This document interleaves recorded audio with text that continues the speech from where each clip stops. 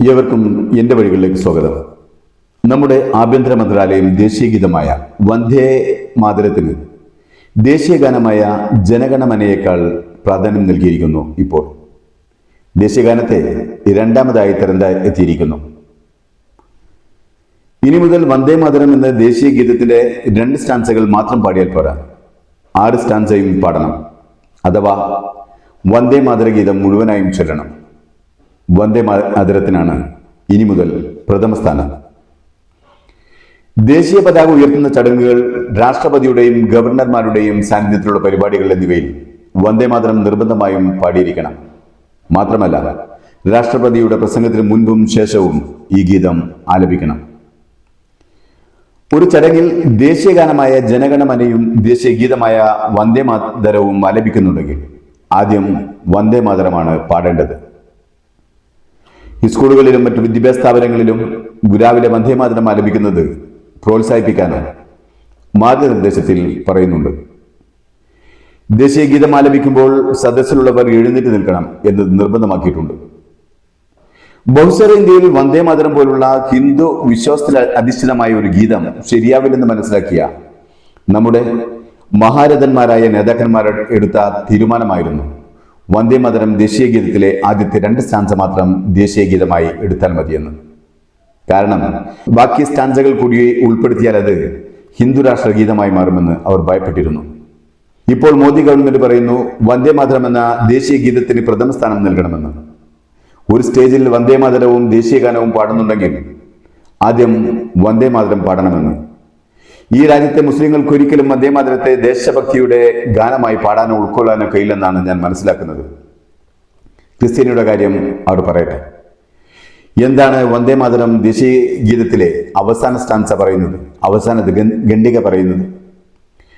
അത് ഭാരത രാജ്യത്തെ 3 ദേവികളായി സങ്കല്പിച്ച് വിശ്വസിക്കുകയാണ് ചെയ്യുന്നത്. ആ ഖണ്ഡിക പറയുന്നത് ഇങ്ങനെയാണ്: ത്വം ഹി ദുർഗ ദശപ്രഹരണധാരിണി കമലാ കമലദള വിഹാരിണി വാണി വിദ്യാദായിനി നമാമി ത്വാം നമാമി കമല അമലാ മധുലാം സുജലാം സുഫലാം മാതരം വന്ദേ മാതരം എന്നാണ്.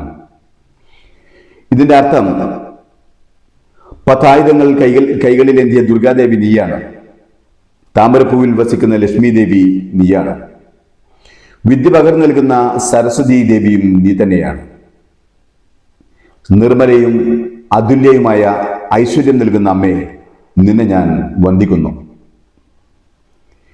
ചുരുക്കത്തിൽ ഭാരതാംബയെ ശക്തിയുടെ ദേവിയായ ദുർഗയായും സമ്പത്തിന്റെ ദേവിയായ ലക്ഷ്മിയായും അറിവിന്റെ ദേവിയായ സരസ്വതിയായും സങ്കല്പിച്ചാണ് ബങ്കിം ചാറ്റർജി ഈ ഗീതം എഴുതിയിരിക്കുന്നത്.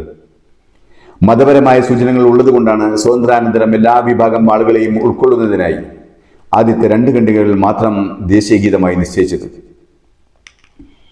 എന്നിട്ട് അതേ ദേശീയ ഗീതത്തെ പൂർണ്ണമായി ഉൾക്കൊണ്ട് ദേശീയ ഗാനത്തിന് മീതെ പ്രതിഷ്ഠിക്കണമെന്നും അത് ഇന്ത്യയിലെ മുഴുവൻ ജനങ്ങളും ആശ്രയിക്കണമെന്നും പറയുമ്പോൾ അത് ഇന്ത്യയിലെ മുസ്ലിങ്ങളെയും ക്രിസ്ത്യാനികളെയും നിർബന്ധിത മതപരിവർത്തനത്തിന് വിധേയരാക്കുന്നതിന് തുല്യമാണ് ഇപ്പോൾ ചെയ്യുന്നത്. ഒരു മുസ്ലിമിന് ഇന്ത്യ എന്ന മാതൃരാജ്യം സ്വന്തം മാതാവിനോളം പ്രിയപ്പെട്ടത് തന്നെയാണ്. ആ മാതൃരാജ്യത്തിന് വേണ്ടി ജീവൻ നൽകാനും ഒരു മുസ്ലിമിനും ബാധ്യതയുണ്ട്, ഓരോ മുസ്ലിമിനും ബാധ്യതയുണ്ട്. പക്ഷേ മാതൃരാജ്യത്തെ ദേവിയായും ദൈവമായും കണ്ട് പ്രണമിക്കാൻ ഒരു മുസ്ലിമിനും കഴിയില്ല. കാരണം മുസ്ലിം ഏകദൈവ വിശ്വാസിയാണ്. അവർക്ക് ബഹുദൈവ ആരാധന നിഷിദ്ധമാണ്. എന്നാൽ മറ്റുള്ളവരെ നിന്ദിക്കാനോ തള്ളിപ്പറയാനോ അവകാശവുമില്ല. എന്നാൽ ഏകദൈവ വിശ്വാസത്തിൽ വ്യതിചലിക്കാനാണ് വന്ദേ മാതരം നിർബന്ധിക്കുന്നതിലൂടെ ഗവൺമെന്റ് ചെയ്യുന്നത്. അതിനാണിപ്പോൾ ഭരണകൂടം നിർബന്ധിക്കുന്നത്.